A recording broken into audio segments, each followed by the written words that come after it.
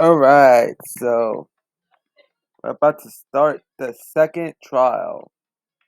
Now let's do this shit.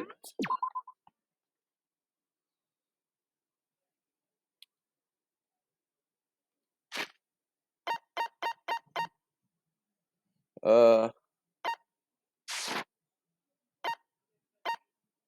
hmm.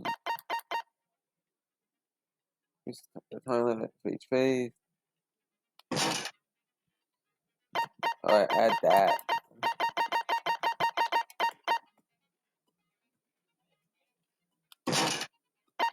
Alright,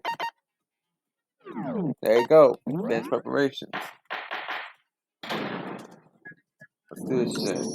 Let's begin with a basic explanation of the class. If you can figure out, Alright, then we I'll know punish what the every. rules are. Okay, then. So, first off, let's talk about the murder weapon. Hmm. The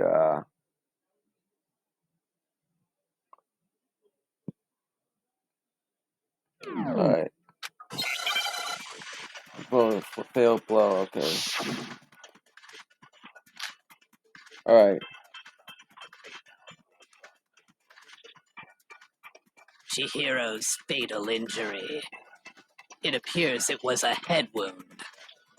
According to the Monokuma file, the killer used a blunt instrument. But what kind of blunt instrument could it have been? I bet it was an iron pipe. Interesting. Shit. Like, oh, so why was to do it? Chihiro. The reason why, because I forgot, yeah, guys, because it's been a while since I've done a trial. Chihiro's fatal injury. It appears it was a head wound. According to the Monokuma file, the killer used a blunt instrument. But what kind of blunt instrument could it have been? I bet it was an iron pipe. That's wrong, bruh. No, that's wrong.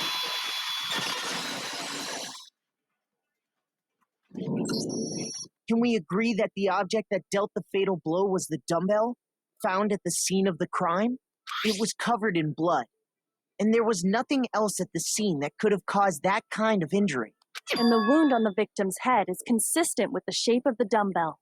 As far as I'm concerned, there's no mistake and no room for doubt on this one.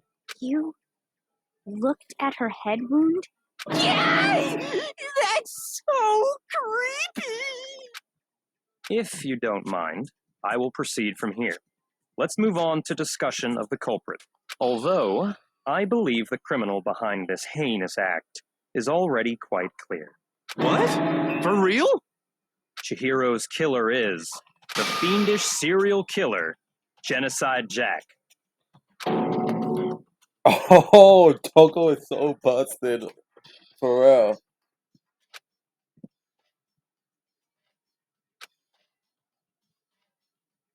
Hmm. Alright, I'd like to hear more because lines of white noise will appear as subject reactions. The true bullets will disappear if they hit these lines. So think of them as obstacles in your debate. In order to keep this white noise from getting away, press the A button to attach the silencer so you can use to shoot down the white noise. Alright? Should actually remark time limit will decrease, so careful and silence out. Oh, but if your action difficulty is set to gentle, the white noise won't appear at all. Okay, good luck. Alright.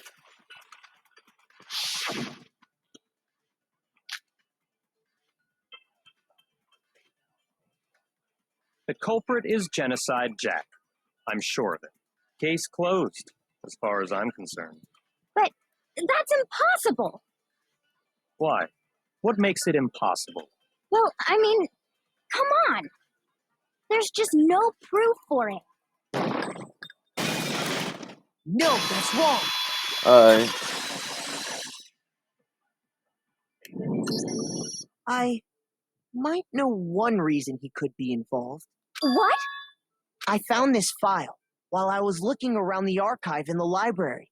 I guess it's some kind of confidential file the police put together about the Genocide Jack case. What? That's kind of weird as shit, isn't it? What was something like that doing in the library? The why of it is probably more trouble than it's worth. So let's forget about that for now.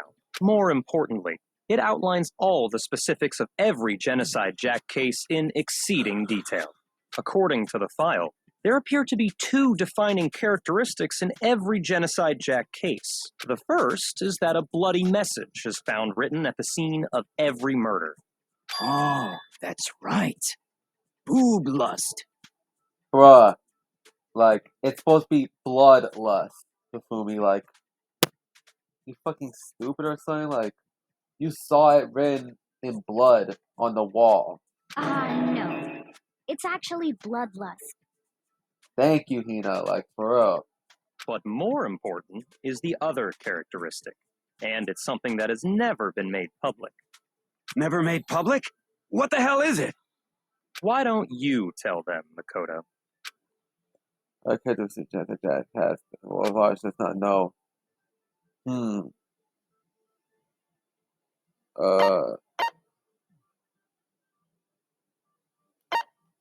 got it! Alright. Apparently, in every Genocide Jack case, the killer suspends the body in a certain way. Other than the killer, the only people who know about this are the higher-ups in the police department. However, Chihiro was most definitely suspended in the same way. So, how did the culprit know about this when only high-level police officials were aware of it? There's only one logical answer I can think of. It's because the culprit in this case is the real Genocide Jack. No fucking way! You're saying Genocide Jack is one of us? Yes, in fact, it's Toko. What? Genocide Jack's true identity is Toko Fukawa. Facts. You lie! What? Hey, okay, wait, hold on a sec. Toko has, like, bloodophobia or whatever, remember? What kind of serial killer is afraid of blood? Is Toko Genocide Jack? The answer is yes and no. Another riddle? Man, why is this gotta be so complicated?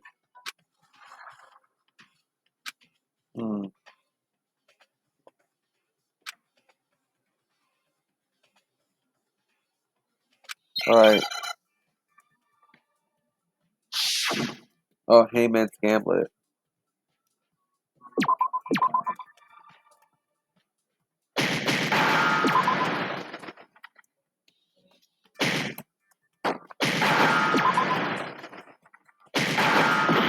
Shit.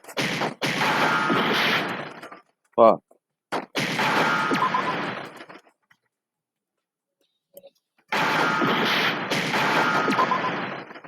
Oh, shit, Now I so? understand. Alright. Is it because Genocide Jack has a split personality? Huh? I think I read that somewhere in the file, too. They thought that the suspect might have, what did they call it? Dissociative identity disorder. Oh, Yep. okay. But still, go and say that about Miss Fukawa is... Perfectly acceptable. Toko's strange behavior after seeing the body is proof enough that she has a split personality. Facts, Byakuya.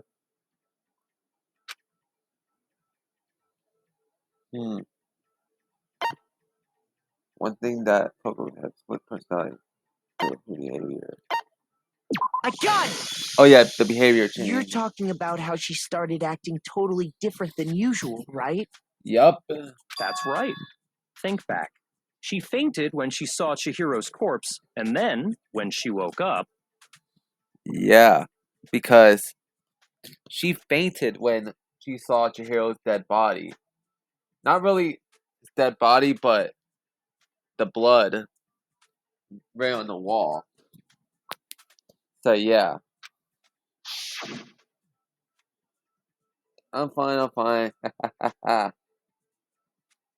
Yeah, so basically strange because she has a split personality that's Genocide Jack.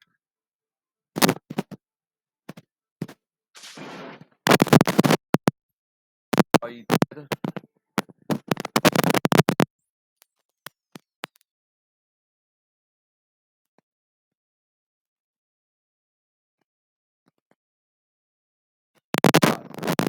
Seed of truth.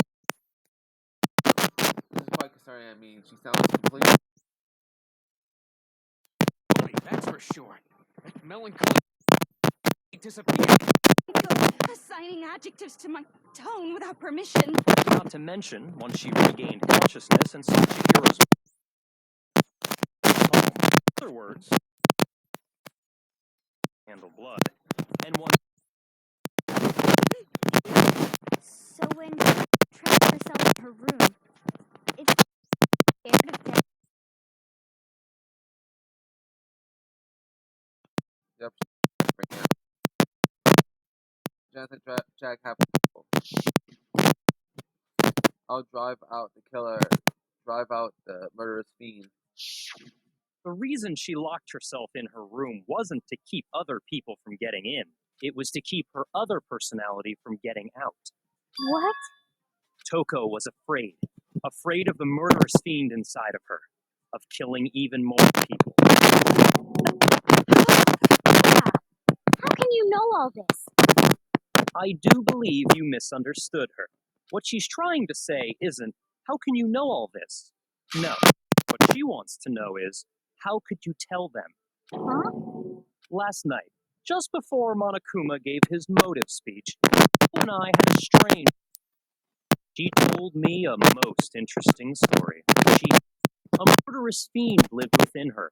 She was afraid it could appear at a time, and that trepidation is what caused her to have such a weak attitude. Isn't that right, Coco? This is all a lie. Right, Toko? Said you wouldn't tell anyone. What? You promised. I can't believe you lied. You have only yourself to blame. You came to me with your tragic little story. I didn't ask you to. Well, he does have a point, Toko. Like, for real. This is the real world, not some romantic fantasy fairy tale. Besides, you broke your promise first.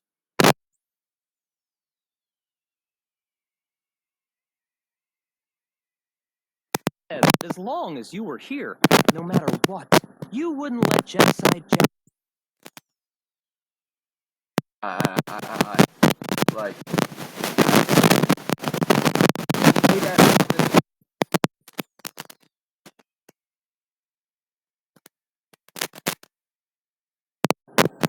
That's.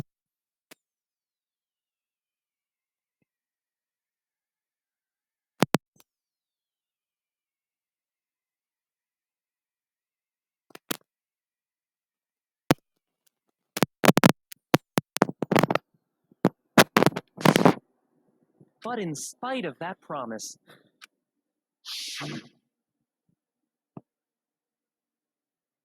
I'm sorry, I couldn't keep our promise. But don't worry, never again. I won't let Genocide Jack have control ever again. You said if I kept my promise, you would go out with me. Well, sadly, you did not keep your promise, Toko. So, you basically fucked up. And I don't know why you keep sipping for Byakuya anyways, Toko.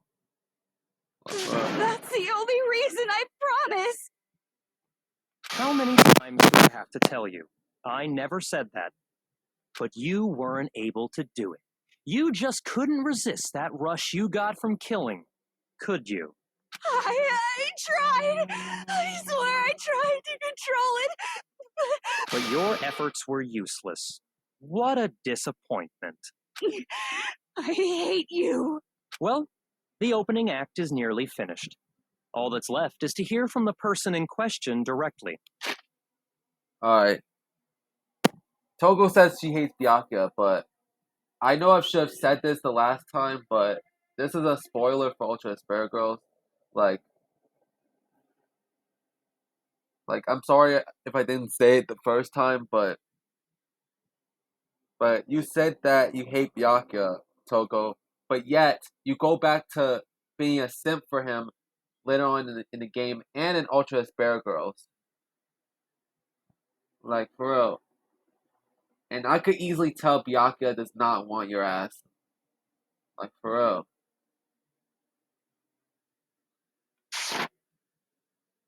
The person you don't mean. Togo's body suddenly lunged backwards. Huge thud echoes across the courtroom, but the next second... Oh shit! Genocide Jack. Well, hello there. Is it me you were hoping to see? What the heck? So you figured it out, huh? Well, whatever. What are you gonna do? Alright. Like, this is... Like, this... The series is a bit inconsistent on what to call her split personality, for real. I'm the ultimate murderous fiend, Genocide Jack! Or better yet, let's go with Genocide Jill! Like, it's a bit inconsistent in this game, like, for real. Not in this game, but the franchise. How, mainly with the English version. In the English version, she's known as Genocide Jack, for the most part. But for some reason in the first game, she calls herself Genocide Jill, like, for real. I'm still gonna call her Genocide Jack regardless. What the fuck is this? It's fucking Genocide Jack, motherfucker. Toko, what happened to you? Not Toko. That's a loser name. And what happened is a textbook split personality. So what if one of them happens to be a serial killer? You should turn a blind eye to one's faults. So intense. Like they say, sound in murderous mind, sound in murderous body. This one is so different from the one we've come to know. Yes, well, the world is composed of a front and a back, you know. Just like how every inning has a top and a bottom, or how in the depths of every truth lives a little lie. Behind every dark and gloomy soul lives another that shines as bright as the sun!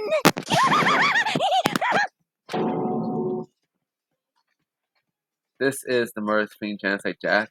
This is beyond insane. Miss Jack, Jill, can I ask you a question? What's up? Some of us think you might be the mastermind behind our entire situation. What are your thoughts on that? Well, I'll tell you. I am the mastermind of all masterminds! Just kidding! I was about to say, if you're the mastermind of all masterminds, then in the game, nah. Just kidding. Not true? How dare you try that creepazoid? And another thing, the police and government and society in the outside world are totally powerless. I mean, they just let this idiotic, bloodthirsty maniac go buck wild. Then Togo/Genocide Jax's ass should have been arrested. Like, for real. Like, and the verse is pretty stupid at best. Sure, I'm a bloodthirsty maniac, but life is pain, right? To live is to hurt other people. It's a necessary evil if you want to survive. Just kidding again!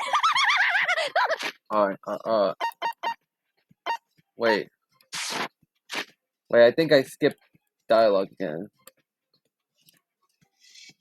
Sure, I'm a bloodthirsty maniac. Life is a pain.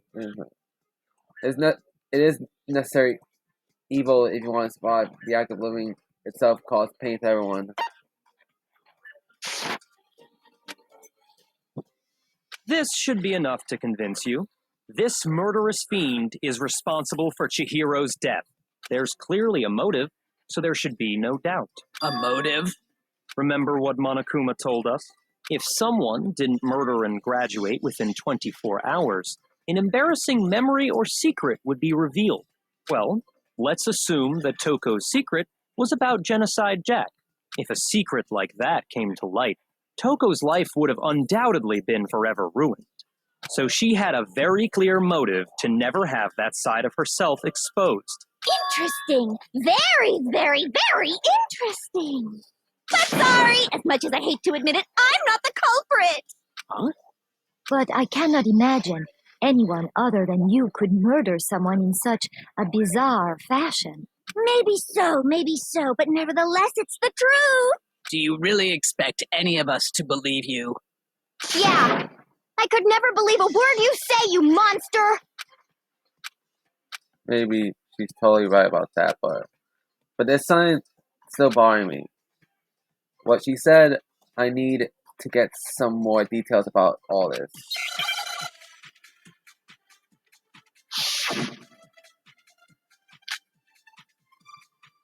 Okay. Sorry, but I didn't kill anyone. You say that, but do you really expect any of us to believe it? Perhaps if you had an alibi, that would change things. Oh, an alibi, huh? Now we're talking.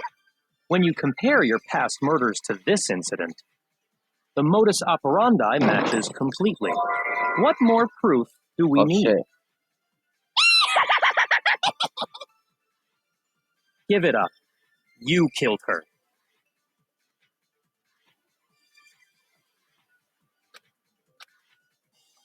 Sorry, but I didn't kill anyone. You say that, but do you really expect any of us to believe it? Perhaps if you had an alibi, that would change.